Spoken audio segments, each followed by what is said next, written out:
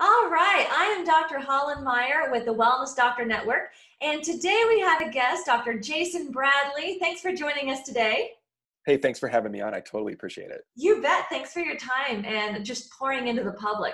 Dr. Jason, or Dr. Bradley, Dr. B. Or Dr. B, yep, either one. Okay, we'll just say Dr. B. That makes anything is okay.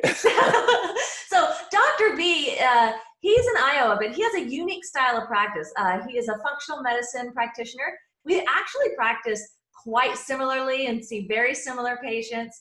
And so I'm really excited to kind of dig into how he can help each one of you as well. So Dr. Jason, you operate E.P.I.C Functional Medicine. That's right. Tell us a little bit about E.P.I.C Functional Medicine, what makes that unique and what E.P.I.C stands for.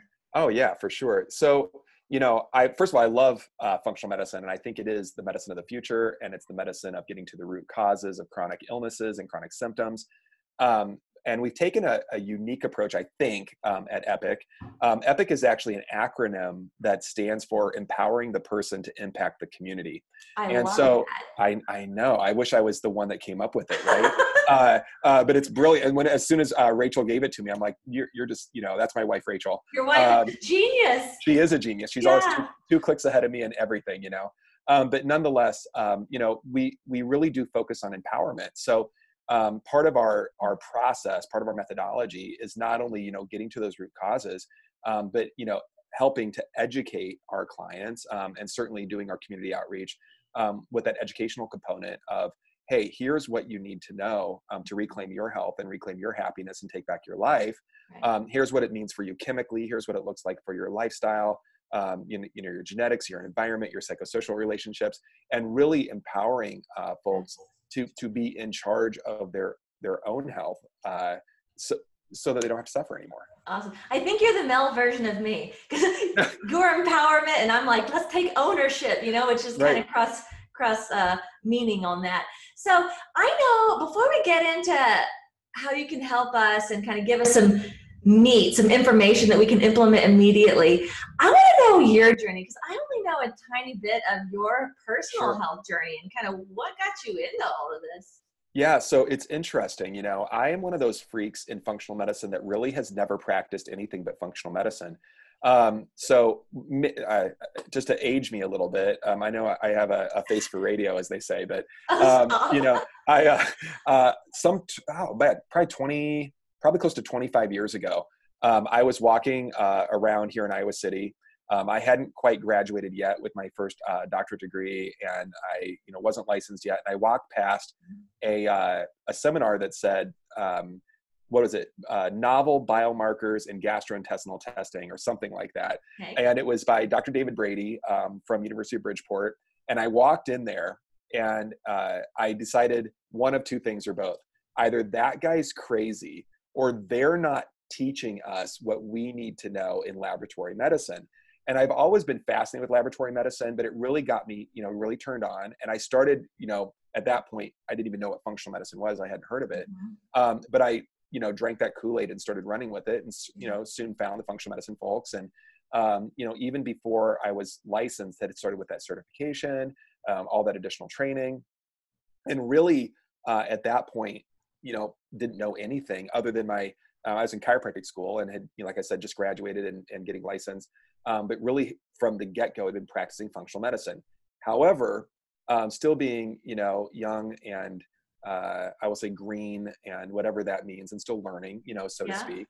I felt like I was doing a really good job. And I think, like a lot of healthcare providers, pouring my heart and soul into my practice and into my patients. And I wasn't really paying attention to myself, if that makes sense. Yeah. As we're all taught, put others first, and, either fortunately or unfortunately, depending on which side of the day that we're on, right? But nonetheless, I really had been neglecting my own health, even though I didn't consciously realize that. And, one day, one of my clients came in. I was about 5 years into practice at this point.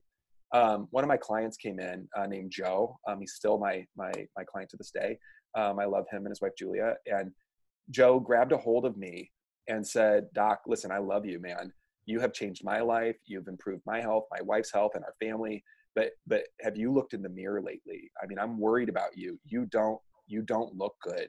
I'm worried about your health. Wow. I want you around for years to come. And I just want you to step back. And it was a wake up call. I To a bet certain it extent. was. I bet it was, you know?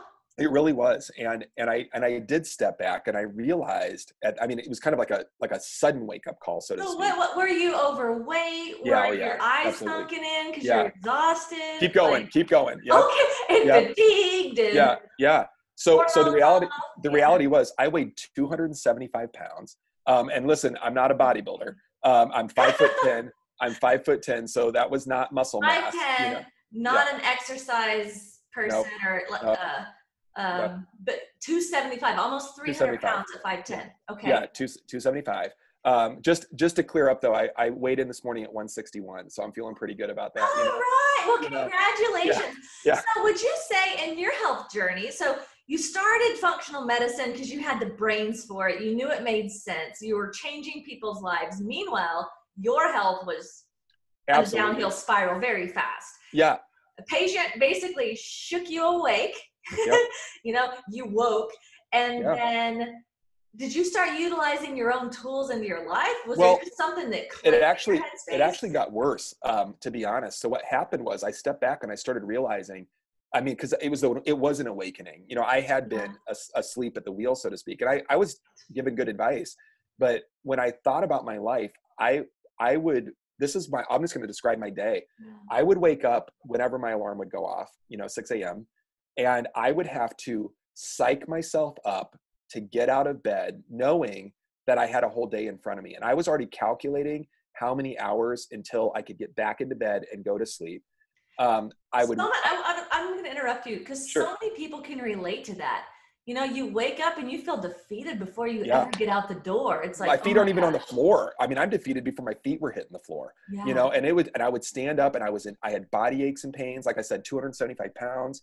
I started to realize I was having this low grade, I don't know if you'd call it a migraine, but like a constant head pain of some sort. I definitely, because of the head pain, had some brain fog and probably wasn't as, quick with my brain as I could have been. Yeah. I would go to work. I would go through my morning routine, which wasn't a healthy one. It was tank up on as much coffee as I could get into my system just to, get the caffeine cranked up so that I could at least get through my day. And again, I would pour my heart and my soul into my patients. And I think Joe's advice really settled when within a week or two of that, I was driving home and I realized that I had a horrible evening routine, and I'm almost embarrassed to share this. I got home one night and I had my hands on the wheel of the car and I was sitting in my driveway. And at that point, this was in 2004, I had a 4-year-old daughter and a 1-year-old daughter inside that had been waiting for daddy to come home, all day. I was already exhausted. I had given everything I had to my practice because, kids got to be fed and rent's got to be paid and all that stuff. Right. And I wanted to care for people too. Right. But I realized there was a problem when I had to talk myself into going inside, putting on a new mask, putting on that smiley face, whatever energy I could muster up, go in and be, quote, a dad. Right. And be a good dad. Right. And the reality was my good dad was play with the kids, which ultimately was, let's see how quickly we can pick up the toys that you got out.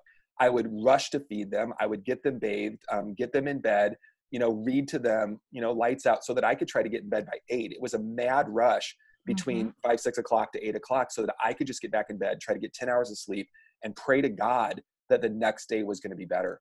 So, yeah. So many men and women can relate to this. And I'm so glad that you're speaking up because a lot of men don't talk about it.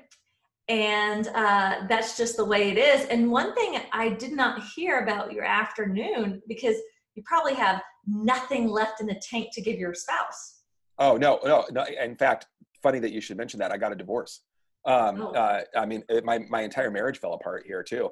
And the good news is we remain friends and we all understand, the circumstances. Yeah. And like I said, I met Rachel, who's the love of my life. And listen, no offense to my first wife, But Rachel and I are a perfect match. Yeah. And, you know, my first time I got married, I was 18, 19 years old. Oh, And wow. yeah, I know. And anyway, you can fill in all the blanks there. But yeah, you know, being older and kind of knowing more. But anyway, back to the thing. I ended up, so coming back to your question, I ended up out of necessity to leave practice. I actually left practice in 2004. I was fortunate enough at the time to have some friends at the university. We have a large a large university of Iowa. I'm here in Iowa City. Mm-hmm. And I was fortunate enough to take an instructor position, not a professor position, but I was given a few classes to teach. And, you know, I could pay the rent and I could put food on the table, Mm-hmm. take care of those kids in a different way. But I also knew that, you know, I couldn't really, there was not really any growth opportunity there. And so I started looking at, you know, do I want to do something else? Should I, you know, get another degree? You know, what do I need to do here? And the funny part was, so this is no commentary on true professorships. I had an instructorship, totally different thing. But I was teaching a few classes, but my time commitment was, you know, between teaching those classes and having office hours was maybe like 15, 20 hours a week. And I had like 20, 25 hours a week of downtime. And what happened was, I mean, downtime in my office. Yeah. And what happened was my colleagues were coming in and doing medical consultations with me, which was kind of funny. And I really thoroughly enjoyed it. So I'm like, man, I do like doing this, but I can't give this everything because I don't feel good. And so I spent that 20, 25 hours a week starting to research me and understanding what was wrong with me. Yeah. So that I could, you know, better myself to be the best, you know, provider that I could be. And it turned out that we started laying down the foundation. I mean, and again, this was very experiential at the time, that we started looking at, you know, yeah, I got myself diagnosed with Hashimoto's, you know, so I had an autoimmunity, my thyroid was tanked, my adrenals were tanked. You know, again, I hadn't been running labs on myself, so I didn't know what was going on. Yeah. You know, but we put those pieces together for me. But on top of just like jumping in and saying like, well, you know, Hashies causes hypothyroidism, and hypothyroidism is treated with, you know, levothyroxine or fill in the blank medication. Right. I, of course, coming from the functional medicine perspective, you know, said, what can I do to improve my function? You know, how can I improve my cellular health? And we started laying down that foundation of what's now known as the E.P.I.C plan. At the time, it didn't have a name for it, but, you know, we started looking at, you know, what can I, like, am I hydrated enough? You know, what foods am I eating? Am I moving enough, you know, to stimulate my body to work the way it needs to work? You know, what am I doing for stress management? Because, you know, stress is the ultimate equalizer. Yeah. What does my sleep-wake pattern look like, and how can I improve there? And, you know, not to mention the internal medicine and the functional medicine and all those other pieces. And finally, by 2007, I wasn't down to 160 yet, but, you know, I had lost some weight. I had my energy back. My aches and pains were mostly gone. I was newly divorced, which, you know, came with its own, you know, interesting, you know, life perspective. Mm-hmm. And ultimately, you know, I was a better dad. I was a better human being in 2007 than I was in 2004. And really it's because of functional medicine and because of that baseline plan that we put together. Yeah, and you didn't really say it like this, but it sounds like very easily you could say that functional medicine saved your life. Functional medicine saved my life. You know, I mean, I could, again, to wax more poetic, I had some cardiac issues. I mean, I was starting to get high blood pressure. I mean, to the point where my blood pressure was nearly at stroke. So I was on, you know, like lisinopril and hydrochlorothiazide. You know, and again, being overweight, I was wearing Holter monitors every once in a while, trying to track, you know, AFibs and stuff that goes along So with you were that. 100 pounds overweight, we'll just say. Yeah, at least, yeah. Over 100 pounds overweight, extreme exhaustion, fatigue. You had diagnoses of Hashimoto's, autoimmune, hypothyroidism, blood pressure issues, on Yep. a bunch of actual medication. Yep. Because that was the only option and the next step for you in that season of life, right? Without doing Right. something different. Right. You know?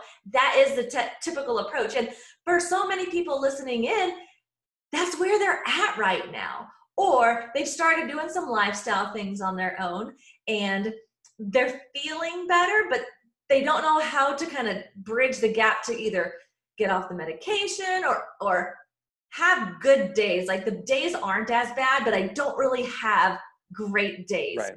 We have so many people that can really relate to this. And then to have a doctor like you, Dr. B, that doesn't only understand this as a clinician, but you've lived it, you've been there, you can have an empathy like no one else, you know, and to really be able to connect with these people in a way. Where can these people start? You know, we have a group called Own Your Health Revolution, and there's resources all over the place, to be Sure. honest, right?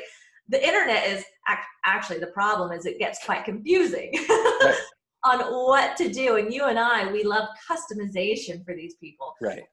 And with your practice being in Iowa, you have a unique style because you do a lot of things virtually now too, right?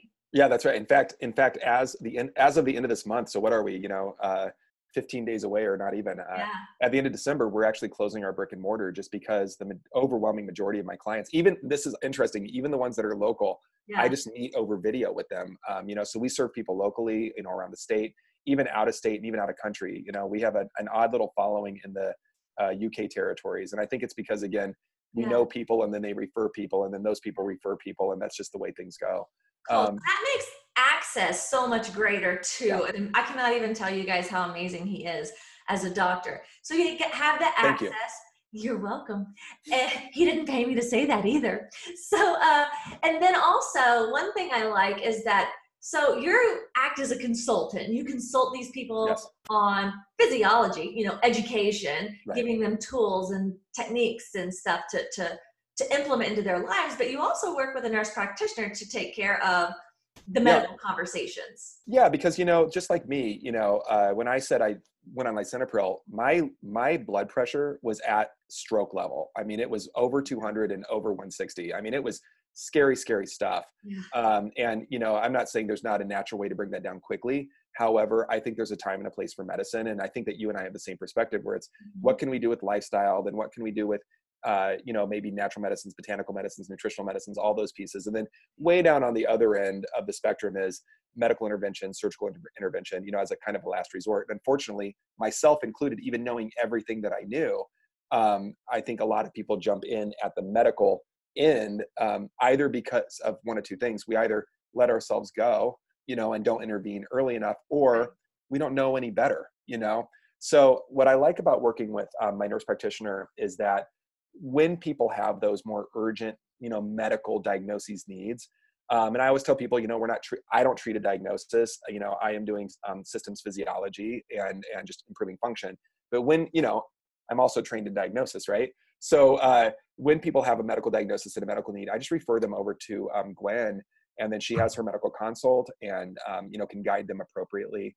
I think that's great. And people come see us at different phases of their journey, and so it's good to have that option available. I think it's so valuable. And so many people think like, oh, I'm too far gone, or I've gone so far, I don't even know if making a lifestyle change or giving Dr. B a call is even worth it. And so what I'm going to say to you guys is it's never too late. And what does it hurt to reach out? Right. Sometimes people give up because they're trying to do it on their own. And that's hard because there's so many different things telling you different things.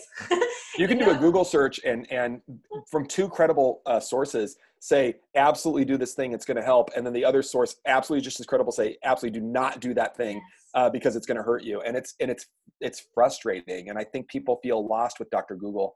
I mean, it's information overload, right?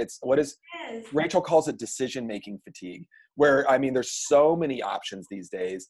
And really, I think where, functional medicine doctors can really shine, and I think this is where we shine, is making sense of that all of that, and saying, hey, for you, this is what we've seen over the last 15 years that works in cases like yours, and here's how we're going to go about it, and here's how we're going to go about, ideally in a perfect one. Again, I would collaborate with this, but everybody wants off their meds. I don't think there's anybody that comes in to see us that's like, the one thing that I don't want you to change is I want to be on more, I want on more medication, and so, everybody has a goal of getting off meds. Everybody has the goal of living a healthy life. And quite frankly, nobody wants to take supplements, either, because, I mean, who wants to pop more pills? So we always call all those prescriptions, whether they're natural medicines or drug medicines, we call all of it crutches, and nobody wants to be on crutches the rest of their life.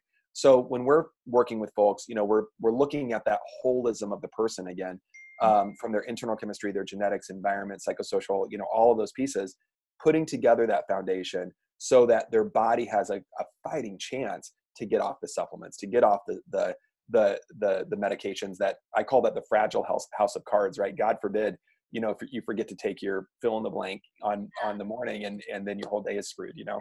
For sure. Now, so let's get into something that people can implement immediately. Sure. Now, ideally, you and I would agree on this, even though we haven't really talked about this, but ideally, calling a functional medicine doctor like Dr. B, that way you can have a conversation. That way there can be a strategic game plan in place that's customized specific for you. But he also has some things that generally, like if you don't do anything, do this. And he's got a thing called E.P.I.C. Tell us what the E.P.I.C is, and then I want to go into, I'm really going to try to pull some nuggets out of you so they know what they can implement today without having to do the whole program or whatever it is. Sure. But what is the E.P.I.C? What are the 5? Yeah, the E.P.I.C, I kind of mentioned those when I was laying down my own foundation. But what we found that there are 5 critical areas that if people put their energy into those areas, and again, we define there's subcategories here as well, but if we put their energy into those 5 critical areas and do nothing else, and they just do that, their health will improve. Yes. And so what we've created is an online curriculum right now that's, you know, called the E.P.I.C plan, and website to follow. We do have a Facebook community called the E.P.I.C plan community that anybody can join. They have to ask to join because it's a private, you know, community. But you know, it's private in that people have to ask to join, but we add everybody in. It doesn't cost anything to join that. And we discuss the curriculum there. The curriculum is actually housed on teachable.com, and it's set up in modules. So the modules are set up, you know, with Headspace, kind of preparing, you know, your big why. So because you mentioned before, sometimes people will start something and they have the best intentions. I know I've done this, and I'm sure you've done this. We have the best intentions, but the follow through isn't there, right? So we have folks define their big why first and foremost. You know, you know, not just, you know, I want to be healthy. You know, why do you want to be healthy? Like, how is your life going to be better? How is your life going to change? What is this? How does it not only impact you, but for those around you that count on you and love you? And those listening in, don't just, a lot of people might be listening in, like waiting for us to give you a nugget. Like, that's one of the nuggets. Go ahead and write down your why. Yeah, write it down. It's one of the most important things. And then I actually tell my clients to print that off, right? I mean, so we have this in a, you know, online in the curriculum, they can just type it out, but I'm like, print that off and post it, you know, in your bathroom, post it in your bedroom, post it on the kitchen, you know, the refrigerator, put it in your car, take it to work and put it at your cubicle. I mean, whatever you need, because I can nearly promise everyone that there's going to be a time where it's going to be easier to not take care of yourself.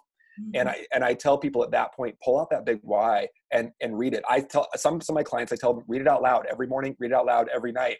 And it helps immensely. We do that in business too, and with health. Right. You know, because I have goals of being healthy, and I have a little sweet tooth. I'm pregnant right now, almost 6 months pregnant, but congratulations again. Thank you. I have a little bit more of a sweet tooth than I'm used to, but I've got a goal. And if I do it just because it's what I'm supposed to do, you know, if I limit my sugar intake to so many grams or so many times a week, doing it because I'm supposed to and because I'm pregnant is a good why, but it's not powerful for me. Like, that doesn't move me. But the health of my baby, and I look at like where the baby is in development and like brain development, and I'm like, lung development, I'm like, oh my gosh, like, okay, you know, that I always like to tell people to get 5 or 6 or 7 layers deep in your why, like a child. Keep asking why. Might start out to lose weight, but it might end up, you know, save my marriage. Right. No, and you're totally right about that. And what I love about what you just said, and we hear this all the time, and I even mentioned it earlier about myself, we're so good at taking care of other people, and we're conditioned as a society. Well, I think, at least in the society, I mean, I don't know. I'm also losing faith in society, but no, I'm teasing. No, but we're also conditioned to a certain extent to give our shirts off our backs to other people and take care of others. You know, like that's what in the healthcare space for sure. In the healthcare space for sure, right? And so sometimes it's easier. And again, that's why I tell people to think about others that, you know, like other people that love you. I mean, nobody wants to see mom suffering. I mean, I always tell people that, you know, as an example, I mean, you know, the way that you feel as an example, that, you know what, your kids recognize that too. Your spouse recognizes it too. And they feel helpless. They don't know what to do. All they can do is just keep loving mom and hoping that mom gets better, you know? So if we can, you know, if I will leverage that with my patients, I will literally say, you need to think about the people that love you, that count on you. And what does your choices, how does that play into that piece of the puzzle? And again, I'm leveraging the extrinsic, the outside, right? I'm leveraging that. But I found, just like you said, that if we're just like, well, I want to be healthy for the sake of being healthy. I mean, who doesn't want to be healthy? Right. Well, but that health could start tomorrow, right? Because we will put ourselves off first.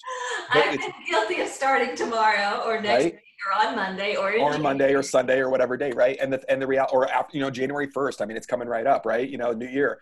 And it's, you know, when does the new year start? It starts right now. You know, your year starts right now. Exactly. And I've just found that when we have that big why, and like you said, go layer upon layer upon layer and look outside the self and look, you know, in that bigger picture, it really helps people stay true to their own cause. Yeah. I love that. And I'm so glad that that's part of the curriculum, because that's not very common. And that's what makes your E.P.I.C. unique. So and that's not even one of the 5. That's just where that's the pre-module. We haven't even gotten into that. That's why I think that is so brilliant to do, so that, because I know you care about these people actually having success, not just purchasing a program, not just jumping on board, but actually follow through and success and result. Yep. And we game it too. We have, you know, besides Dr. Gwen that works with me, you know, I have health coaches and I have nurses and we have a whole team. And that's really what I love about virtual care is that we really jump in together as a team and leverage all of our own skill sets to help move people along, you know? So, you know, we will set SMART goals, you know, like tiny little goals, like, I mean, that don't cost anything, but the remembering to do it. Like, hey, you need to drink more water, which is the first module, by the way. Yeah. So let's talk about hydration, the first module. Cause I want to give them nuggets on what they need to do now. And a lot of people know we need to drink more water. Like we know that. And sometimes because we're supposed to, or our bodies are made up of mostly water, maybe the fact that maybe doing it consistently over time, your skin will be younger looking. That might motivate some people. How much water should we be drinking? Well, that's a great question. And I'm going to just give a quick little FDA caveat here that we're not giving specific medical advice, right? These are just generalizations. The numbers that I'm going to pull out of the air here are actually from the National Academies of the Sciences, engineering and medicine. So there's, you know, some validity here. They're not just like randomly made up. They're not I wish they were, but everything that we do is evidence-based in the literature and pretty well accepted. It just might not be the common practices, right? And I think that, you know, as a functional medicine practitioner, by the way, before I give this answer on water, the advice that we tend to give, the consultations that we tend to give, are pretty just practical advice for the most part. We just don't talk about them much in medicine because medicine has become impractical. At any rate, the water, it's a lot more than what people think. And again, I'm pulling it from the National Academies. For women, typically, I round things up, but for women, it's right around 100 ounces a day. Which is a lot more than what people think. I think it's actually 91 ounces or something like that for the average, whatever the average female is, you know, and again, there's going to be variation, you know, in sizes and shapes and all that. And for men, it's roughly a gallon or about 125 ounces. And again, we're just talking about averages there. So that's a lot more. I have people just struggling to get half their body weight in ounces. Yeah. Like it's hard. It's hard for me too. Yeah. I have purchased, I don't know how many different types of water bottles with an app on my phone that calculates it to H2O pal. One of the most fun ones is there's a tall water bottle and it's got like funny little things that kind of keep motivating me along the way. That one's fun, but to get a pretty water bottle is helpful. Right. Yeah. And so that's the kind of thing with the E.P.I.C, you know, so it's easy for me to say, hey, you know, Holland, drink 100 ounces of water. And again, I'm not telling you to do that, but just, you know, as in theory, it's another thing to implement that. So again, one of the things that we do is we will say some people do better with technology. I mean, anything from, most of us have, you know, smartphones laying around. I tell some people to set an alarm, you know, once an hour, set an alarm. Tell people that with food too. Right. I know. I mean, I have to be reminded, okay, feed your brain. Oh yeah. It's funny. We have to remind people of that too. So again, you can set alarms, your computers can, we're all in front of screens all day long, unfortunately, and can pop up and say, hey, it's time to eat. Hey, it's time to drink.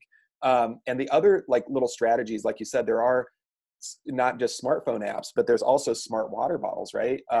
For a while there, when I was, trying to get my fluids up and I was struggling just like everybody else, I used something called the H2O Pal. And I don't know if you're familiar with that, but it's basically a smart water bottle that when you drink it, it syncs to your phone, and it, yes. Yeah, it just somehow knows, that you've drank, 4 more ounces. And if you haven't drank in an hour, it comes up and it says, hey, Jason. It reminds you. Yeah. And it's nice. But ultimately the trick with hydration, and I mean, looking for a nugget or a pearl here, the trick with hydration is keep your water, within arm's reach. And that way you can pick it up and drink it, all day long. And ironically, here's the funny part. I don't have my water bottle. I usually can just show you. I literally left it in, right outside my room here. But nonetheless, keep your water bottle within arm's reach. When you finish it, while it's in your hand, go fill it back up. Because what happens is people will set it down and they'll think, oh, I'll fill it back up next time I need it. And then a project comes up, oh, I'll finish this. I'm going to do one more email, or I'm going to just coordinate with this, or I'm going to do this. And then pretty soon 3 or 4 hours go by and we barely drank even 2 sips of water and our water bottle's empty. So keep that water near you, keep it around you. And to also mention about the half the body weight in ounces, I usually tell people, and again, usually is a big word in healthcare, right? But I usually say, hey, drink male, female, 125 ounces, 100 ounces of water, or half your body weight in ounces, whichever is more. Because we have some, we have some fairly big people in Iowa. I think we are the 4th largest body size state in the nation. We're a big Dallas, Texas usually makes some of those magazine numbers from a city perspective. Right. You're right. So I have some clients that start at over 300 pounds. I think the largest client I've had is 386 to start with. And she's doing great, by the way. She's way down, but nonetheless, we would tell those people they need more hydration because they have more body mass. So again, that is the smart thing to do. And I like to also tell people, like, how much water are you currently drinking? Well, they have no clue. Well, just kind of get in mind what that is. And if it's 20 ounces, like, work toward 50. Yeah, absolutely. And work towards 70. That way they're like, oh, I won't make a gallon in today. I might as well just restart tomorrow and not worry about it. So Yep. And no, you nailed it. And that's those SMART goals where, again, the coach would meet with them. And I mean, it's funny. We have people that say things literally, like, you've probably heard this too. I don't know if I drink any water. They're like, well, I drink tea, I drink coffee, I drink soda, I drink I drink. I have my juice, my Jamba Juice every day. Does that does that count? And I'm like, no, your body needs water. Water. Yeah. Straight up water. So we only have a few minutes left, but let's go ahead and zip through some of the other 5. Absolutely. So, how to drink, how to eat. So we, look at foods. That's a big one. And I thought the diet that we had constructed was basically AIP by accident. And the way we constructed this diet was based on not only my own experience, but others' experiences as well. I did a graph where I looked at our EPIC-5 diet versus AIP, the Walls protocol, paleo, keto, Whole30, all that stuff. And ours is unique. I didn't realize it. And so then I had to think about how is it unique. And I think what we've done is we've gleaned the best pieces of each one of those. What else is in there? Plant Paradox. I mean, we have a lot. Glean the best of these diets, and then made it practical for people in a very easy, like, here's a shopping list, here's some recipes, here's how to do it. We have a module on how to move. We talk about daily movement. We talk about high intensity interval training. We have a flexibility, and those pieces. So strength training, flexibility, and then just daily, movement, cardiovascular. We have a module on stress management. I used to call it stress reduction. And then I realized that we're in modern America and we're all, overworked, underpaid, underslept, and overtaxed. It's not going away. Factor in the holidays on top of it right now, and holy cow. So stress management, we have a strategy for that. And then also, like I said, sleep-wake patterns, really working on evening routines, good sleep hygiene, and then a morning routine to kick off the day with good intention, gratitudes, and then setting the stage for success. I love that. And I can't wait to learn more about it myself. So how can people get a hold of you? What's the best way if anyone wants to know more or interested, what's the best way to connect with you? Boy, yeah, and I mean it's tough on a podcast to convey this, but I'll share a couple things. First of all, I'm on social media all the time, and people can look me up. I'm a Dr. Jason Bradley, so Dr. Jason are all one word, and I'm there. Epic Functional Medicine on social media as well, Okay. And feel free to DM me anytime. But for people that are really want to talking about our program and really kind of dig into it, they can join that EPIC-5 plan community. Just send a request in and say that, hey, we heard it on Dr. Holland's show, and I want to join this. And like I said, that's free, and that's a great way to kind of get your foot in the door. And then if anybody really is looking for transformation and really wants to, again, my impetus with all my clients is to see their symptoms reduced, their labs normalized, their antibodies going negative, getting off of meds, getting off of supplements. If anyone really wants to dig in there, we offer a free initial consultation, and yeah, and just because I found that there's good matches and bad matches, right? And I think if that makes any sense, but they can schedule at calendly.com/epicfmc/enrollment. I'll put all these links. I'll put all these links here. The one to the group, the one to schedule an appointment with you virtually. That way, it's just a click away, and it's pretty easy. So awesome. I'll add all those links in here. Awesome. And yes, and to find more interviews like this one, head over to the Wellness Doctor Network. We're on Facebook, and we're also on YouTube to get the latest information from some of the best doctors out there that have integrity, character, and they're really awesome at what they do and getting results. So I'm Dr. Holland-Meyer, and thanks so much for joining us. Stay classy, folks. Thanks. Bye-bye. Cool. Awesome.